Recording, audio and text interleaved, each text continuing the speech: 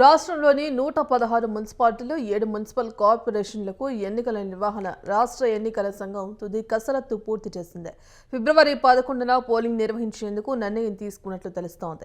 ఇక ఓటింగ్లో సమస్యలు తలెత్తిన పోలింగ్ స్టేషన్లలో మరుసటి రోజు ఫిబ్రవరి 12న రీపోలింగ్ నిర్వహించి ఓట్ల లెక్కింపును ఫిబ్రవరి 13న చేపట్టాలని ఈసీ ప్రాథమికంగా నిర్ణయం తీసుకున్నట్లు సమాచారం. అయితే ఎన్నికల ప్రక్రియకు సంబంధించిన షెడ్యూల్ను ఈ నెల 27న ప్రకటించే అవకాశం ఉంది.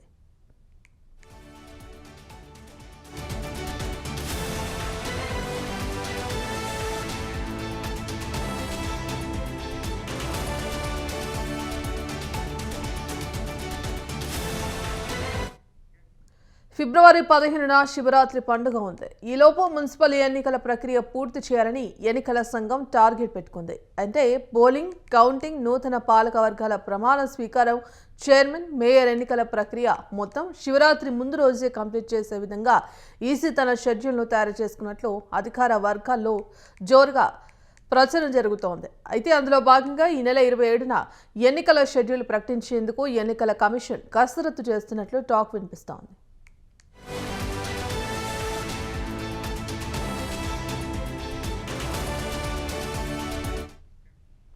షెడ్యూల్ ప్రకటించిన 2-3 రోజుల్లో ఎన్నికల నోటిఫికేషన్ జారీ చేసి అదే రోజు నుంచి నామినేషన్లను తీసుకునే విధంగా ప్లాన్ చేసినట్లు తెలిసిందే. అయితే ఎన్నికల ప్రచారం ఫిబ్రవరి 9న సాయంత్రం ముగియనుంది.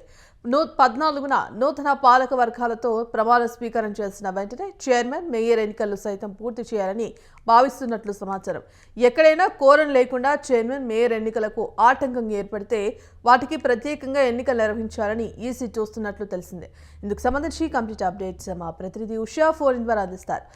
ఉషా, ఇప్పటికే ఆ మున్సిపల్ ఎన్నికలకు సంబంధించి కూడా గత కొద్ది రోజులుగా చర్చ జరుగుతోంది. ఈ నేపథ్యంలో ఎట్టకేలకు ఈసీ ఆ షెడ్యూల్ ప్రకటించేందుకు కూడా ఈ నెల 27న షెడ్యూల్ ప్రకటించబోతోంది. ఇందుకు సంబంధించి అప్డేట్స్ ఏంటి? భాగ్యశ్రీ, మేడారం సమ్మక్క సారలక్క సమక్షంలో కేబినెట్ మీటింగ్ లో ఏదైతే ఎన్నికల నిర్వహణ, మున్సిపల్ ఎన్నికల నిర్వహణకి సంబంధించినటువంటి డేట్ ఖరారుకి సంబంధించి పూర్తి స్థాయిలో కసరత్తులు చేసిన అనంతరం రాష్ట్రంలో ఎన్నికల సంఘం ఏదైతే ఉందో, స్టేట్ ఎలక్షన్ కమిషన్ ఏదైతే ఉందో 7 మున్సిపల్ కార్పొరేషన్లు ఎన్నికలు నిర్వహించాలని నిర్ణయించుకున్నట్టుగా అయితే తెలుస్తోంది. ఫిబ్రవరి 11న పోలింగ్ నిర్వహించేందుకు నిర్ణయం తీసుకుంది. ఓటింగ్ లో సమస్యలు తలెత్తి పోలింగ్ స్టేషన్స్ లో మరుసటి రోజు ఫిబ్రవరి 12న రీపోలింగ్ నిర్వహించి ఓట్ల లెక్కింపుకు ఫిబ్రవరి 13న చేపట్టాలని ఈసీ ప్రాథమికంగా నిర్ణయించుకుంది. ఏదైతే 11, 12, 13 ఈ 3 తారీఖుల్లో కూడా మొత్తం ఎన్నికల ప్రక్రియ మొత్తం కూడా కంప్లీట్ చేయాల్సిందిగా కూడా ఈసీ ప్రాథమికంగా నిర్ణయించుకుంది.